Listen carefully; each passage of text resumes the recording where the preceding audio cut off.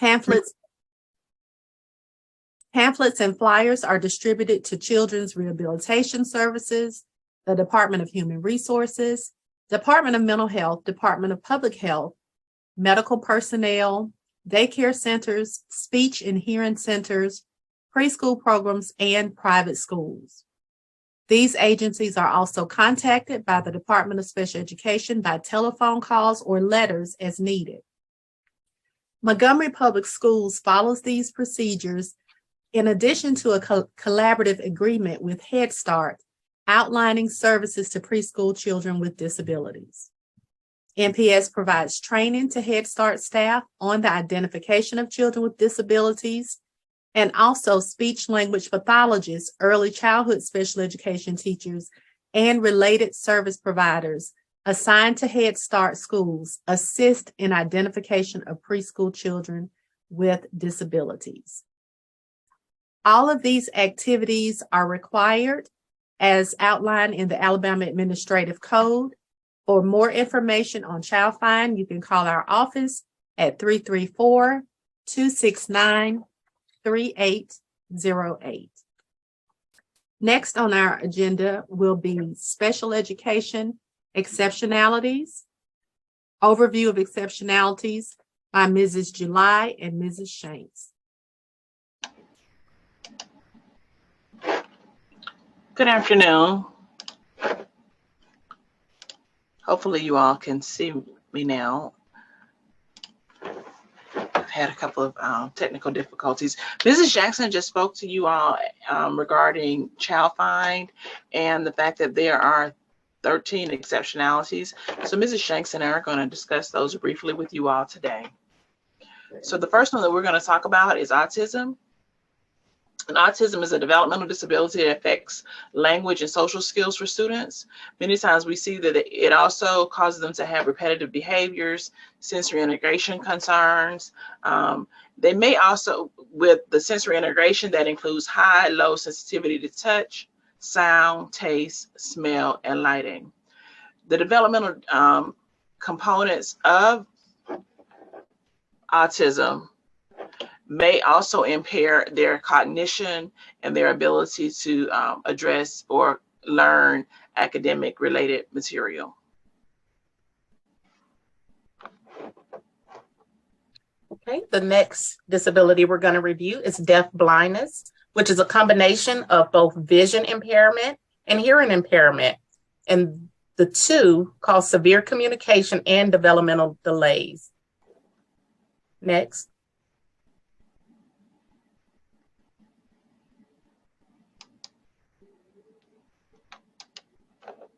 Developmental delays. Developmental delays are found with our younger students, and it's a delay that affects daily life and educational performances. Performances are affected in more than one area, such as adaptive, communication, cognition, social, emotional, as well as physical.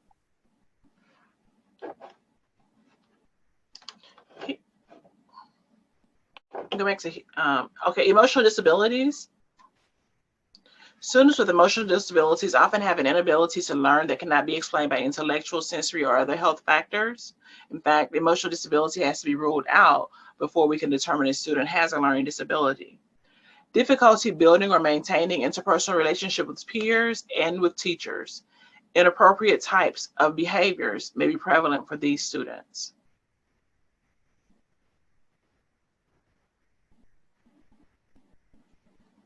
Student with hearing impairments may have a hearing impairment, whether permanent or fluctuating, that adversely affects the child's educational performance, including deaf and hard of hearing.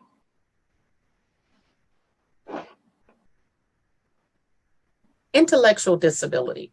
Intellectual disability was formerly known as mental retardation and is a significant sub-average intellectual functioning and limitations in adaptive behaviors.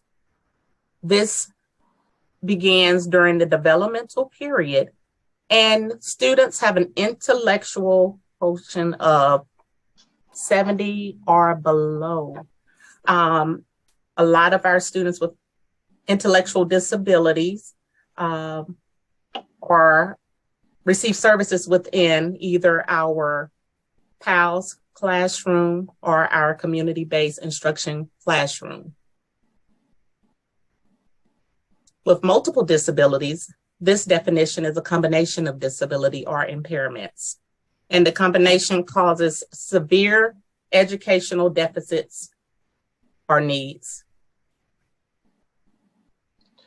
Orthopedic impairments includes our students who have impairments that are caused by congenital abnormalities, diseases, or other causes.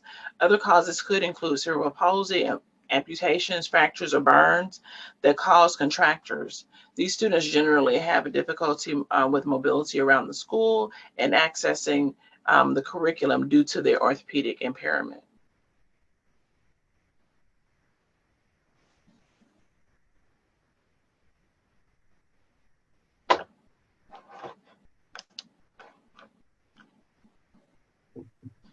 Other health impairments includes our students who have limited strength, vitality, or alertness that results in educational deficits due to chronic or acute health problems.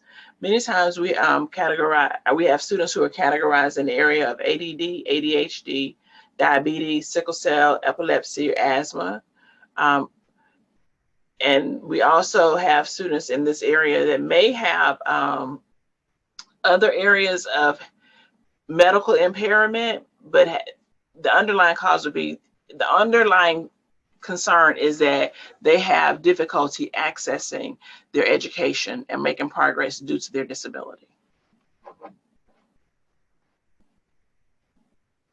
Specific learning disabilities. Specific learning disabilities is a disorder with one or more processes involved in understanding. This can manifest itself in the inability to listen, think, speak, write, spell, or do math calculations.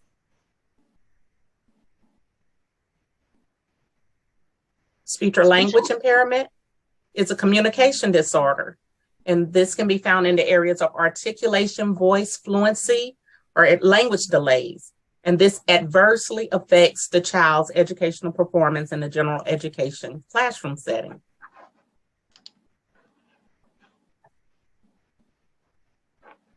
Traumatic brain injury includes students who have an acquired injury to the brain caused by an external physical force, resulting in total or partial functional disability or psychosocial impairment. Open or closed head injuries resulting in impairments of cognition, language, memory, attention, reasoning, problem solving, and sensory.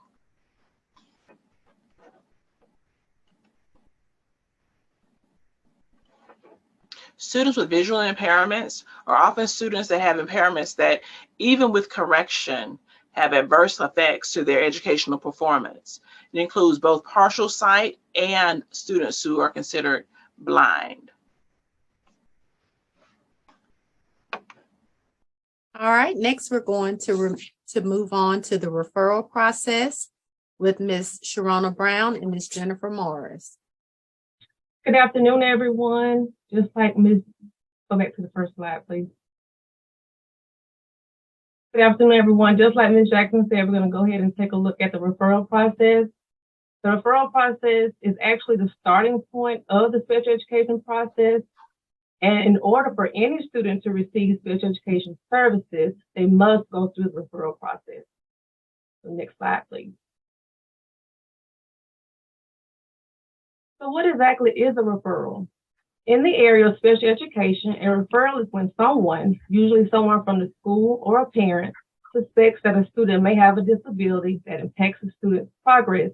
And those concerns can be related either be academic concerns, behavioral concerns, or functional concerns. The first step of the referral process is when the parent or a school makes a referral.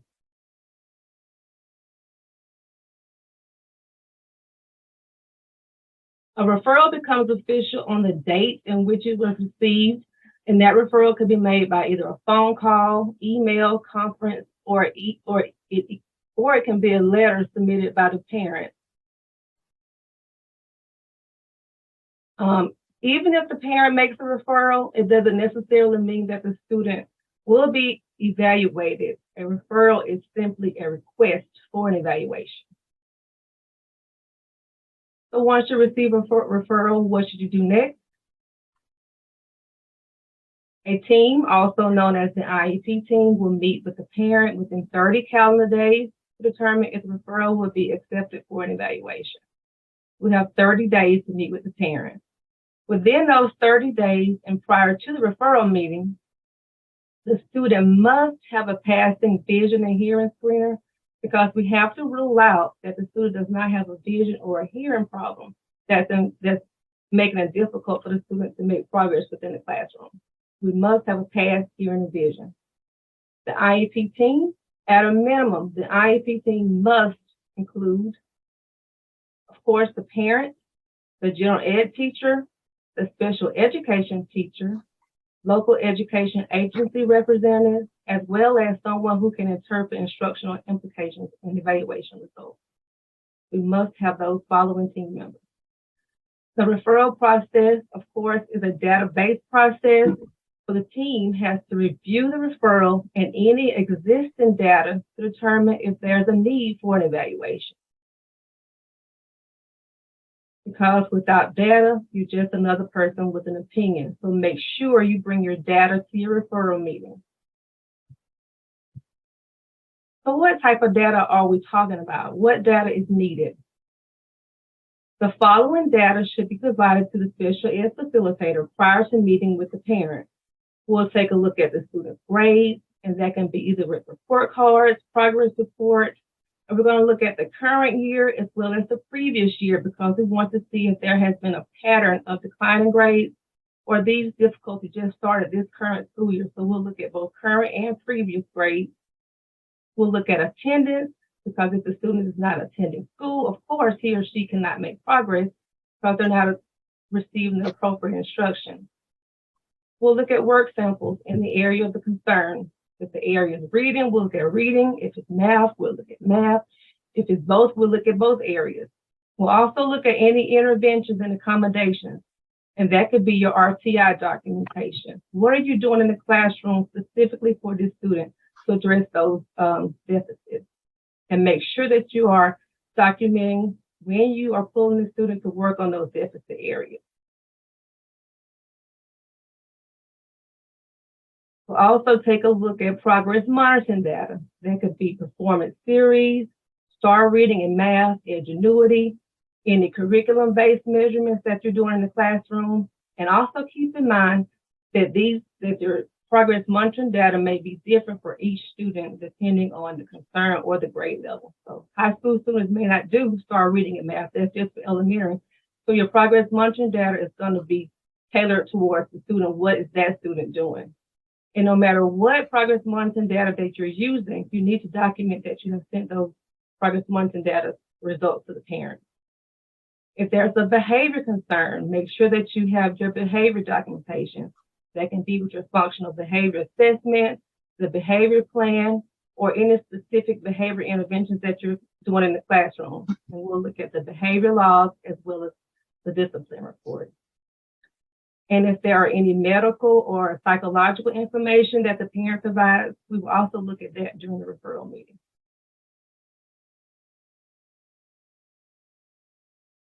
Okay, so the second step in the referral process is where a meeting is actually held and then the concerns are discussed. So you're going to look at the difference between just a student having a difficulty and a suspected disability. And at the end of the meeting, once the data and everything has been looked at, the IEP team is going to answer the question, is there data to suspect an educational disability? So if the answer is no, then the referral is not accepted. And then at this point, the student will be referred to or back to RTI, or they may be referred for some other supports. If yes, the team says, the data is there to suspect an educational disability, then the referral is accepted. The parents have to sign consent for the evaluations. Step 3 is when that parent gives consent, we have 60 calendar days to complete all of the testing, all of the evaluations the team decided was needed. So this could be performance testing, IQ achievement, information from parents and teachers. There's going to be behavior rating scales, interviews. Then we go to the next one, be observations and work samples, and also record reviews. So there's going to be classroom data, any medical information, RTI data such as that. The fourth step, once that last evaluation is given to the student, then the IEP team has 30 days to meet to discuss the evaluation results in order to have an eligibility meeting. So at this time, the team is going to decide whether or not the student meets certain qualifications. They're going to answer these questions. Does the student meet Alabama Administrative Code or the AAC criteria for disability? Does the disability affect the student's educational performance? Does the student need specially designed instruction? And then if the IEP determines at this time if the student qualifies for services based on these three questions.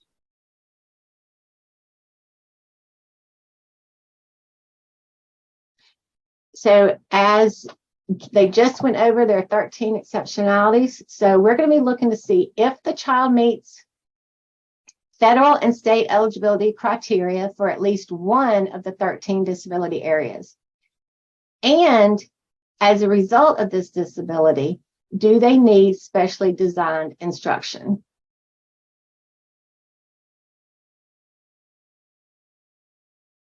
Zero reject. So this is very important. Can a disability ever be so severe that the student is beyond the scope of educational responsibility? Well, the answer to that is no.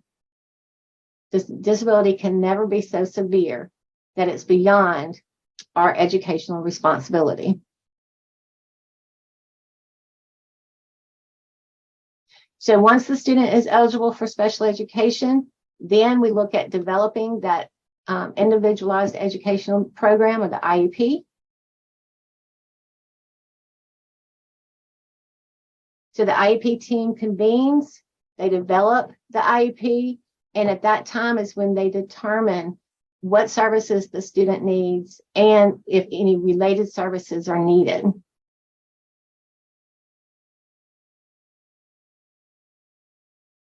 So real quick, related services, because this would be a part of the IEP.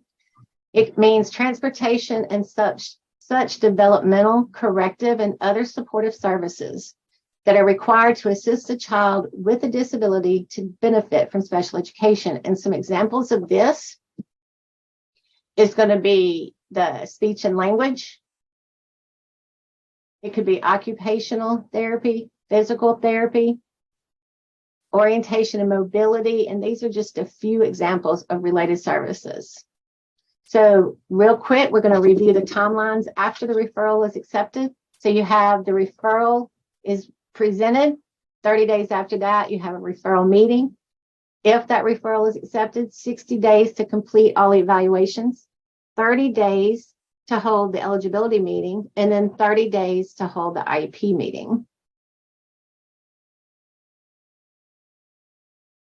So this is process chart 1, which is in Mastering the Maze. There's going to be another fly in. Yes, Mastering the Maze process 1. This chart takes you through from the request for the referral all the way down to IEP implementation. And this can be found on the Alabama State Department's website, alabamaachieves.org.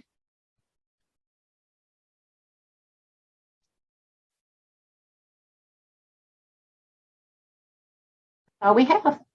All right, thank you very much. Next, we're going to go on to special education, supplementary aids and services with Ms. Crowell. Good afternoon, everyone. I'm Bertha Crowell. I'm going to present on the special education supplementary aids and services. First and foremost, children with disabilities must be considered general education students first. According to Mastering the Maze Process 1 Referral through IEP Implementation, which is on page 92, supplementary aids and services should include accommodations that consist of aids, services, and other supports that are provided in regular education classes or other education-related settings to enable a student with a disability to be educated with non-disabled students to the maximum extent appropriate in accordance with their least restrictive environment. Examples include tutoring, adult assistance, note-taking, peer helper, pre-teaching or reteaching or reinforcing concepts, behavior management plan, point sheet, assigned seating, etc. When accommodations are made for the student with disabilities, the content standards are the same and the student can earn course credit. This section should not include accommodations for classroom, district-wide, or state assessment. How are decisions made to include an accommodation or support? The IEP team may begin to review potential accommodations at the IEP meeting or during other team meetings and discuss what has worked in the past or what accommodations may be effective in the future. The IEP team should carefully reflect on the student's needs defined in the present level of academic achievement and functional performance and ask questions such as the ones listed below. What is the difficulty the student experiences? Is there a need for an accommodation to help solve the problem? What data is needed? How was the data collected? Is there an identified need? If there's an identified need, what accommodations would be effective? When the accommodation is used or tried, does it make a difference? In what setting? And under what conditions and to what degree? Frequently, the IEP team will brainstorm ideas about supports and accommodations that might work based upon staff, student, or parental experience. Oftentimes, the team has also collected data that lends itself to the process of determining the efficacy of any accommodation. While that is not a science, decisions are made based upon knowledge of the student, input from staff and parents, and student level feedback. Once the decision is made to include a support or accommodation, the team will need to describe what systems should be in place to monitor implementation and evaluate the effectiveness of the accommodation. So looking at this picture, what is the accommodation in this picture? Can anyone put it in the chat quickly?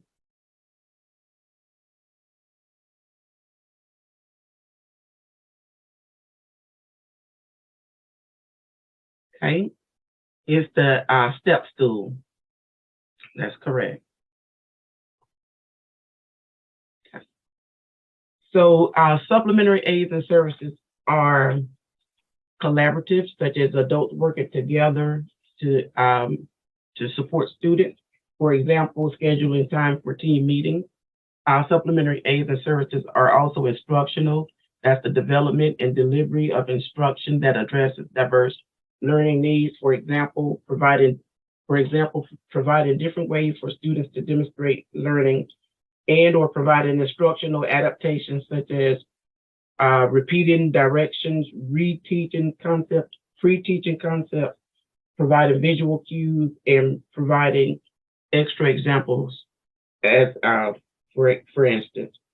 Also, supplementary aids and services are physical.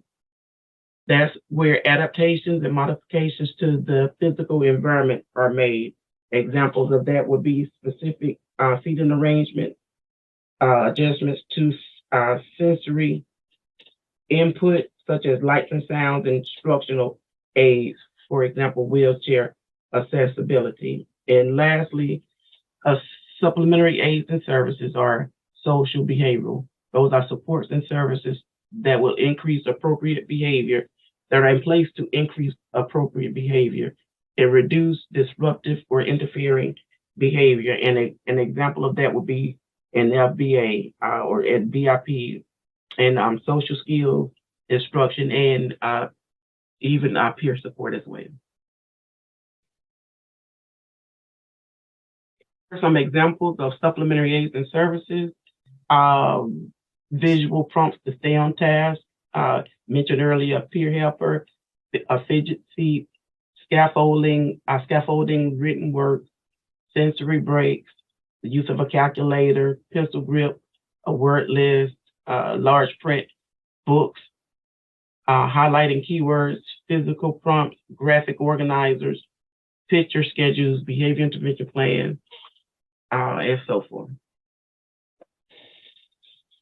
Okay, incorporating supplementary aids and services into instructional practice. Touched on this just a little bit earlier. Depending on the school location of services, supplementary aids and services can be addressed in various school locations. For example, if it's in an environment in the classroom, whether it's in the general education classroom or special education classroom, aids and supports can be provided to ensure that the student has an unobstructed view of the board, teacher, or presentation.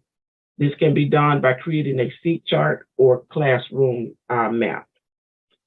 If the area is homework assignment completion, teachers can monitor students to make sure that they are recording the assignment due dates in a notebook or planner, and they can also check for required material. This can be done daily by each teacher at the end of class, and it's also in the general education classroom or special education classroom. And if that is done, that can be done and monitored by the teachers using a teacher log, tracking log, grade books, etc. Then at some point they can review to see if the areas, to see if the aids or supports are effective.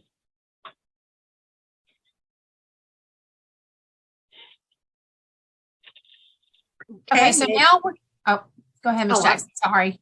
That's okay. Next, Mrs. Regal is going to discuss accommodations needed for assessment.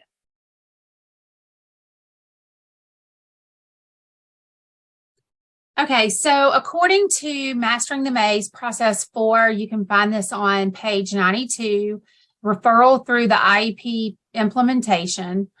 Accommodations needed for assessment should be completed for all students taking classroom and district-wide assessments. The only accommodations that are allowed for state assessments are those accommodations that are listed on the IEP accommodations checklist. And you must have documentation for those accommodations. And then the IEP team, you do need to also look at those on an ongoing basis for classroom assessments that students take throughout the school year. Examples of accommodations needed for assessments include additional time for tasks, organizational aids, highlighters, adapting assignments, tasks. You can reformat assessments, large print books, calculators, special seating. Make sure that you're recording your accommodations that the student needs for assessments, regardless of whether the accommodations are allowed on state assessments.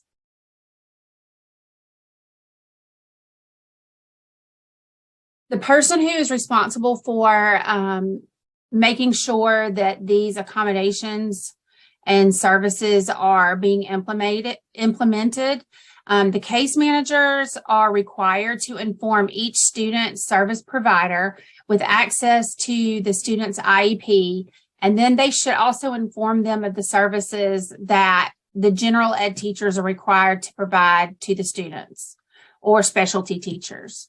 They are required to sign the person's responsible page of the student's IEP. Each service provider is responsible for providing services according to the student's IEP. So you just want to make sure that you are really following that IEP. If there's something that you do not understand, you can always talk to the case manager and they will be able to help figure that out. And then service providers must remember the IEP is a legal binding document and the components must be kept confidential. So you don't want to go discussing IEPs in the halls or with other teachers. The only person you really want to discuss an IEP with, if you have any questions, would be the case manager or your administrators. And that is it for today. Are there any questions? You can either put your questions in the chat or you can use the raise hand feature, and we'll be happy to try to answer any questions that you may have.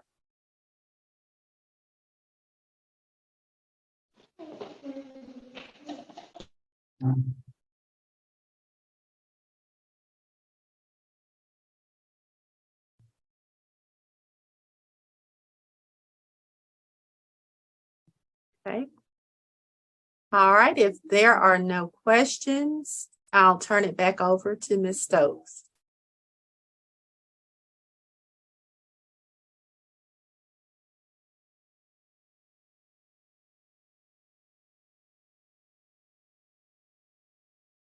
Ms. Stokes, would you like to close us out?